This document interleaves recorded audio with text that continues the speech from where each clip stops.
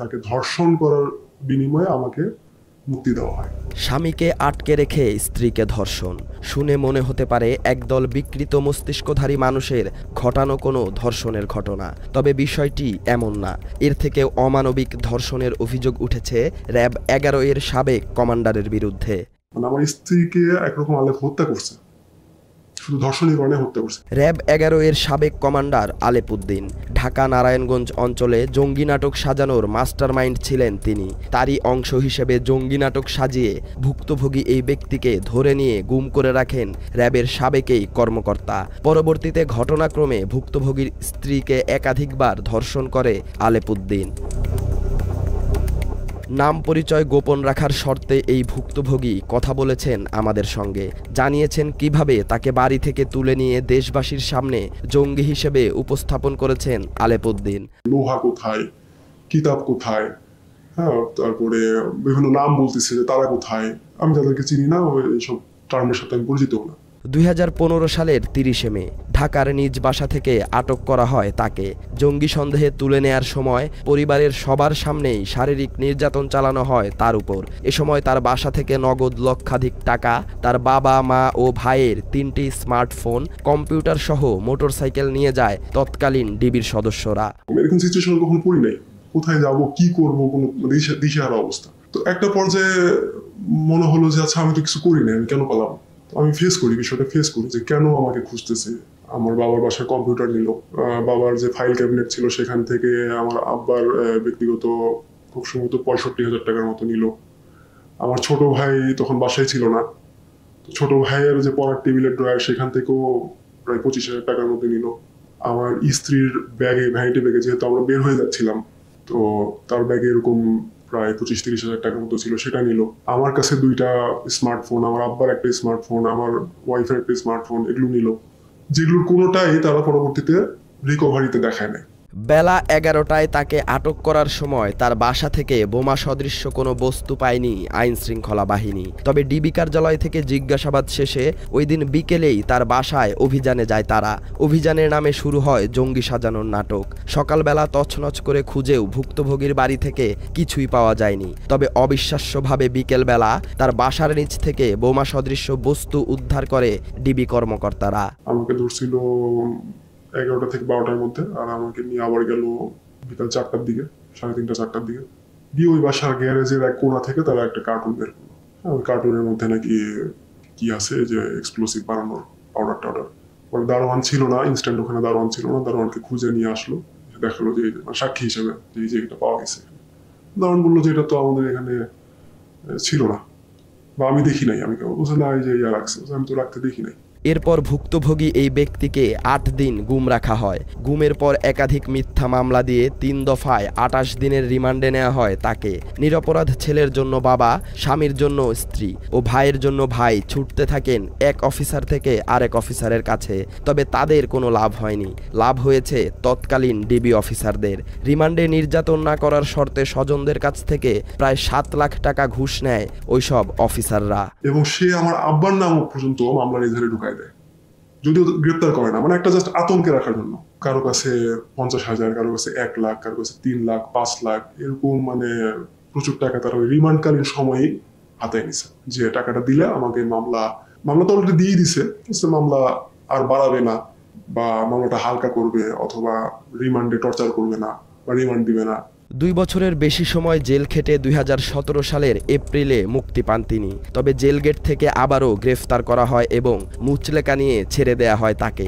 মুক্ত হলেও মুক্তি মেলেনি তার। 2018 সালের ফেব্রুয়ারি মাসে আবারও অন্ধকার নেমে আসে তার জীবনে। এবার তাকে না পেয়ে তার স্ত্রীকে তুলে নিয়ে যায় র‍্যাব সদস্যরা। 3 দিনের মাথায় আমি জানতে পারি যে ওই দিন আমাকে না পেয়ে আমার স্ত্রী এবং আমার শ্যালককে তারা তুলে নিয়ে যায়। 3 দিন আটকে রাখছিল তারা।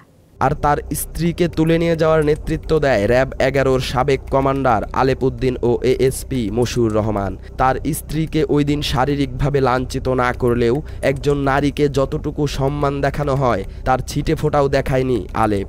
অকথ্য ভাষায় গালি দেওয়ার পাশাপাশি অনৈতিক সম্পর্কে জড়ানোর ইঙ্গিত দেয় র‍্যাবের পোশাকধারী মনুষ্যত্বহীন এই কর্মকর্তা। শেষ পর্যন্ত স্ত্রীর সম্ভ্রম রক্ষায় আলেপের কাছে স্বেচ্ছায় ধরা দেন ভুক্তভোগী এই ব্যক্তি। পরে একরকম ফ্যামিলি চাপে আমি আত্মসমর্পণই একরকম, এটাকে কি বলবো আর, যে আমি নিজেই র্যাব 11-তে যাই। স্বেচ্ছায় র্যাবের হাতে ধরা দেওয়ার পর আবারও জেলে পাঠানো হয় তাকে। এ যাত্রায় 3 মাস জেল খেটে মুক্তি পান তিনি। তার এই সংক্ষিপ্ত জেল জীবনে পেয়েছেন সর্বোচ্চ সুযোগ সুবিধা, আর এ সব কিছুর ব্যবস্থা করে দিয়েছেন আলেপ উদ্দিন। তাকে সুযোগ সুবিধা দেওয়ার নামে তার স্ত্রীকে ধর্ষণ করে আলেপ। জেলখানে চালান করলো, জেলখানে থেকে 3 মাস পরে বের হলাম। তো এই 3 মাসেও 2বারের মতো আমার স্ত্রী দেখা করছিল, জেলখানে যে সাক্ষাতের যে ব্যবস্থা আছে। তো আগে যে আমি 23 মাস ছিলাম তখনকার আমার এক্সপিরিয়েন্স আর এখনকার এক্সপিরিয়েন্স ভিন্ন রকম পেলাম আমি, যে এখানে 3 মাস থাকলাম, সাক্ষাৎগুলো খুব মানে স্পেশাল সাক্ষাৎ, যে মানে খুব কাছ থেকে আমি কথা বলতে পারতেছি, মানে কোনো ভিড় নাই, আমাদের জন্য আলাদা ব্যবস্থা করা হচ্ছে, এবং এই ব্যবস্থাগুলো মানে আলেপ করে দিচ্ছিল।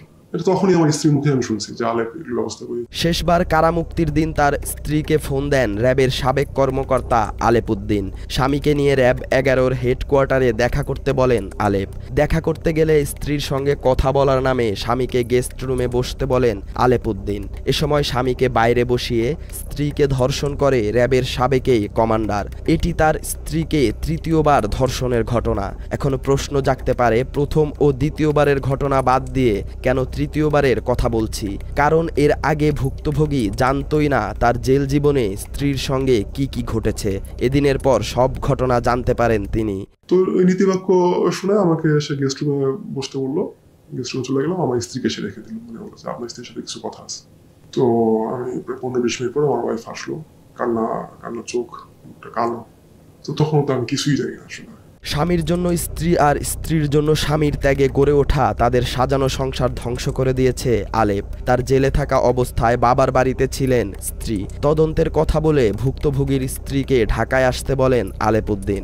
ঢাকায় নিজ বাড়িতে আসলে স্বামীকে ক্রসফায়ারের হুমকি দিয়ে প্রথমবার তাকে ধর্ষণ করে আলেপ। এরপর স্বামীর সঙ্গে দেখা করিয়ে দেওয়ার কথা বলে নারায়ণগঞ্জে র্যাবের অফিসার্স কোয়ার্টারে নিয়ে তার স্ত্রীকে ধর্ষণ করা হয় বলে জানান ভুক্তভোগী।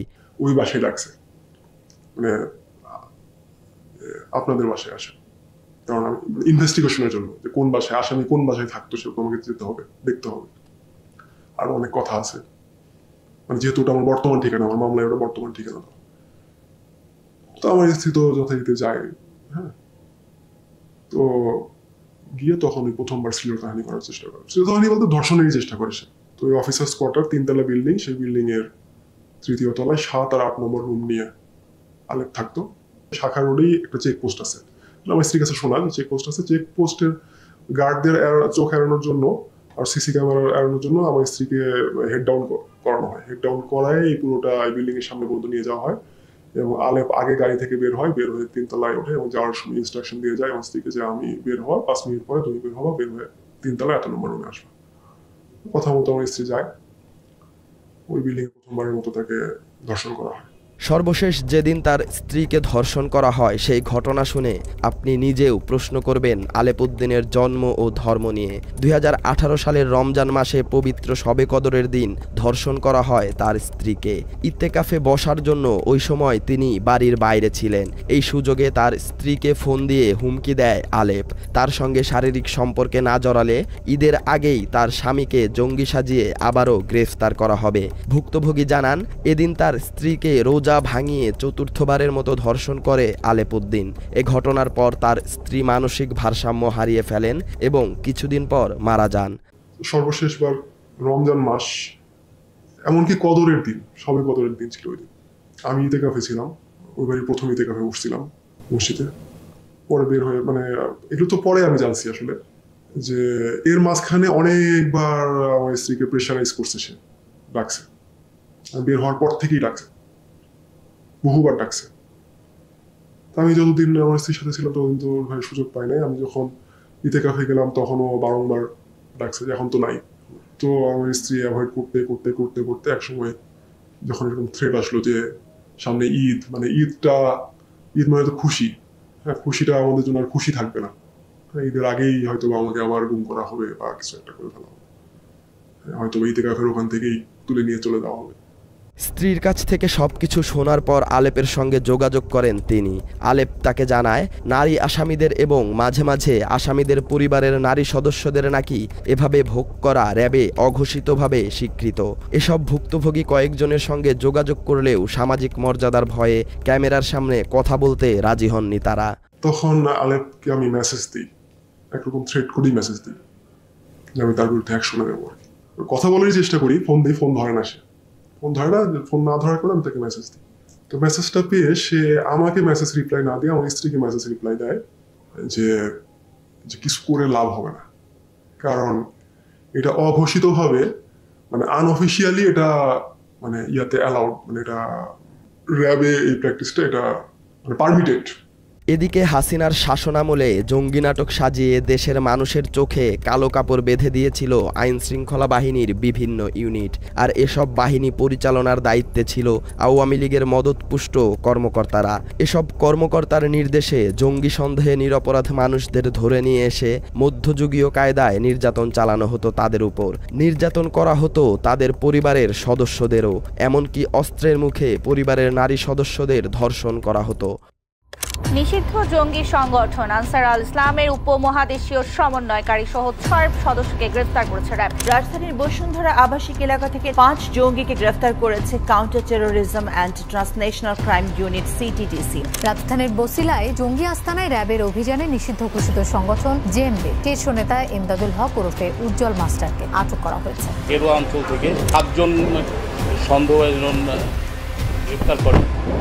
আর এসব জঙ্গি নাটক সাজানো, গুম, খুন ও ধর্ষণে পারদর্শী ছিলেন আলেপ উদ্দিন। আলেপ একসময় দায়িত্ব পালন করেছেন রংপুর মেট্রোপলিটন পুলিশের অতিরিক্ত উপকমিশনার হিসেবে।